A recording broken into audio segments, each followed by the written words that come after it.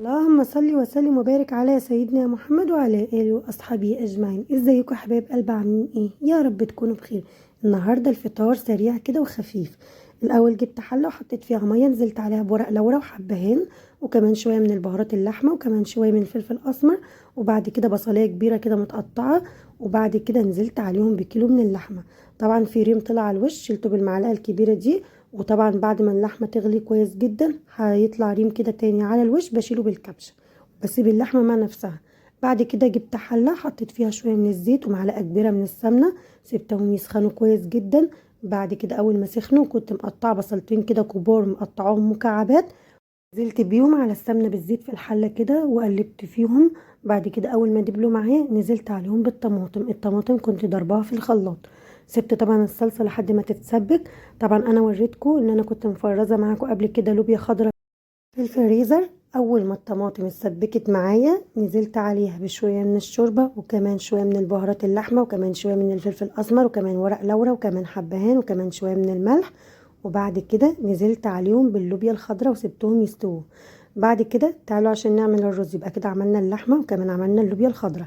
الرز جبت حله وحطيت فيها معلقه كبيره او معلقتين كبار كده من السمنه ونزلت عليهم بشويه زيت، واول ما سخنوا معايا نزلت عليهم بشعريه حمرتها. بعد كده نزلت عليهم بالرز وفضلت اقلب فيهم كويس جدا مع بعض كده يسخنوا مع بعض، ونزلت عليهم بميه سخنه من الكتل. بعد كده حطيت عليهم شويه من الميه. بعد كده الرز فضل يغلي ويشرب ميته بوطي عليه. يبقى كده عملنا الرز وكمان اللوبيا وكمان اللحمه. طبعا اللحمه كان باقي 10 دقايق وتدخل على السوا، بروح حط عليها شويه من الملح، وبعد كده يبقى اللحمه استوت معايا. طبعا عملت شعيره لسان عصفور، جبت شويه من السمنه كده، ما بحبش احط عليها زيت خالص، بحط سمنه بس، وحطيتهم في طاسه ونزلت عليهم بشويه من شعيره لسان عصفور. كان باقي 10 دقايق على اللحمه بالظبط وتستوي. كنت حمرت شعيره لسان عصفور بعد كده نزلت بيها على اللحمه، وطبعا رحت مملحه اللحمه وطافيه عليهم. يبقى كده عملنا احلى رز واحلى لوبيا كمان احلى لحمه. تعالوا بقى الخطوه اللي بعد كده. انا عملت احلى فروت سلطات هتاكليه في حياتك، احلى من بتاع المحلات.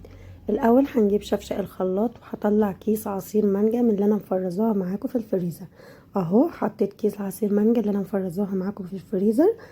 هنزل على المانجا بالسكر، بعد كده هضربهم في الخلاط. هنجيب طبق بلاستيك هقطع فيه فراولة وكمان موز وكمان تفاح وكمان اناناس، وبعد كده هنزل عليه بالعصير المانجا ده. وكمان هجيب شفشق الخلاط هضرب فيه، هحط فيه الاول موز وكمان عليه شوية من اللبن وشوية من السكر واضربهم في الخلاط. العصير الموز باللبن ده وكمان العصير المانجا هحطهم على بعض على الفاكهة في الطبق البلاستيك ده. الموز اهو في الخلاط هنزل عليه بشويه من السكر وهضربه كويس جدا، واكون مجهزه في طبق بلاستيك زي ما قلت لكم اناناس وكمان فراوله وكمان موز وكمان تفاح اهو زي ما انتم شايفين. هنزل عليهم دلوقتي بعصير المانجا وكمان عصير الجوافه باللبن. اهو نزلت الاول بعصير الجوافه باللبن، بعد كده هنزل بعصير المانجا وهقلبهم كويس جدا مع بعضيهم كده. مش هحط سكر تاني لان انا حاطه على عصير المانجا سكر وكمان حاطه على عصير الموز باللبن سكر. هقلبهم كويس جدا، بعد كده هفضيهم في الكاسات.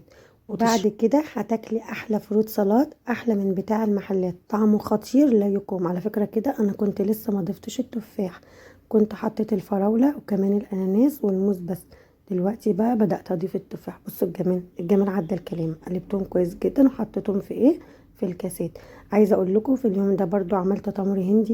التمر هندي ده مش اللي هو الجاهز، لا ده التمر هندي اللي انا كنت جايباه معاكم لفتين دول، اللي هو مكتوب عليه تمر هندي طبيعي. ده مش الجاهز البودر، لا ده التاني اللي هو مكتوب عليه تمر هندي طبيعي اللي هو بتاع زمان ده.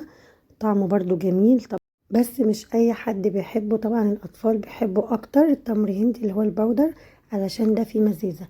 بس كان عندي صوبيا من امبارح وعملت احلى تمر هندي وكمان فروت سلطات وكمان عملت رز ولوبيا ولحمه. يا رب يكون فيديو النهارده عجبكم. ما تنسوش تعملوا لايك للقناه وسبسكرايب للقناه عشان يوصل لكم كل جديد. بحبكم احلى ناس في الدنيا، واهم حاجه يا حبايب قلب اللايك عشان اللايك هو اللي بيرفع من القناه. نسيت اقول لكم تريكاه بحب اعملها في الرز. بعد ما الرز يبقى باقي عليه 5 دقايق كده وحطفي عليه، بجيب معلقه من السمنه كده واحطها عليه واقلبه، بيبقى طعمه خطير. وتسيبيه 5 دقايق وبعدين تطفي عليه. مع السلامه حبايب قلبي.